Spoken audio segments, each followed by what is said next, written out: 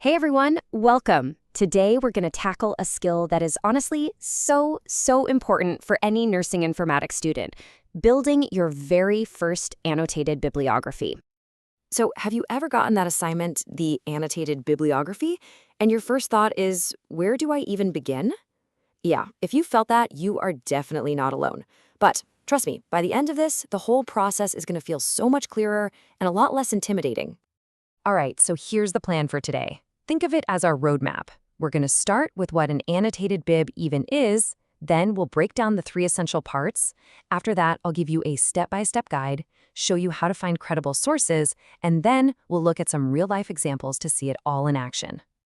All right, let's dive right in. Section 1. What is an annotated bibliography anyway? Because, it's way more than just a simple reference list that you might tack on at the end of a paper. Okay, so here's the deal. It's basically a list of your sources, right? But, and this is the key part, for each source, you write a short paragraph, what we call the annotation.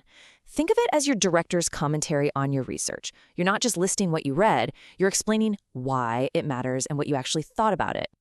Okay, so the secret to writing a really great annotation, it's all about the structure. And lucky for us, there's a really simple 3-part formula that works every time. Let's break it down. This right here, this is your magic formula.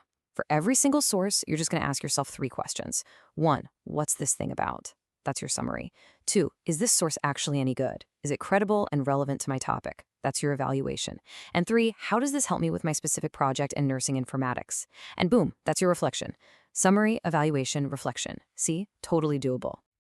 All right, enough with the theory, right?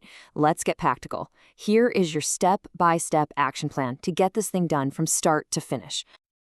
Think of this as your simple checklist. First, you're going to find 3 to 5 really solid scholarly sources.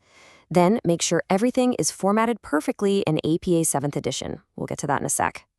Next, you write that 150 to 200-word annotation for each one. And this is a big one, avoid those unreliable sources. We're talking Wikipedia, random blogs, just steer clear. And finally, you just save it as a Word doc or a PDF, and you're good to go.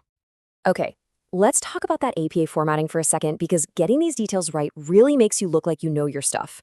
There are 3 big rules to remember. First, always alphabetize your list by the author's last name. Second, double-space the entire document, no exceptions. And third, use what's called a hanging indent. That just means the first line of each entry is on the left, and all the other lines for that same entry are indented. It looks professional, and it's a must-do. Okay, so that first step, finding sources. This is super important because not all information out there is created equal, right? Let's talk about how to pick the good stuff and avoid the junk. And this slide just lays it out perfectly.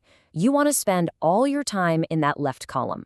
We're talking peer-reviewed journals, where other experts have checked the work, academic textbooks, and reports from big, reputable organizations like the American Nurses Association. Now that right column, that's the avoid at all costs list for this kind of academic work. They simply don't have the authority you need. All right, enough rules. Let's see what this actually looks like in the wild. We're going to look at a few perfect examples now so you can see how it all comes together. So first up, we've got a classic book source. Just take a look at that perfect APA formatting. You've got the authors, the year, the title in italics, the edition, the publisher, every comma, every period, it's all exactly where it should be. And now for the actual annotation. See how it works? It starts with a quick summary of what the book's about. Then it moves into the evaluation, calling it highly credible because it's a standard textbook. And it wraps up with the reflection, connecting it directly to understanding patient care. It hits all 3 points, nice and clean. Okay, example number 2, a journal article. Again, just check out that perfect APA format. You've got all the pieces, the authors, year, article title, the journal name in italics, followed by all the volume, issue, and page number info, plus that all-important DOI link. And here's its annotation. You can probably guess the pattern by now, right? First, it summarizes the review. Then it evaluates its credibility. It's from a peer-reviewed nursing journal, so it's reliable. And finally, the reflection. It helps students understand the practical implications. It's that same fantastic formula: summary, evaluation, reflection. All right, last example. This one's a little different. It's from a big professional organization, the American Nurses Association. So in this case, the author is the organization itself. Then you've got the year, the title of the work, and the URL.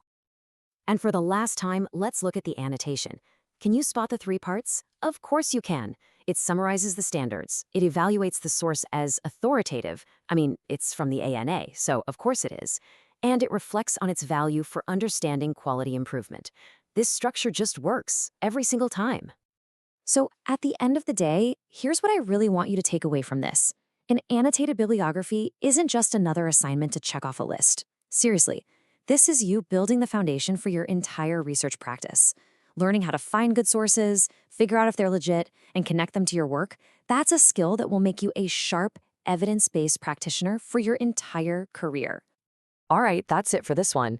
If you found this explainer helpful, inspiring, or informative, please do me a huge favor and hit those share, like, and subscribe buttons. Watch for the next upload. Thank you so much.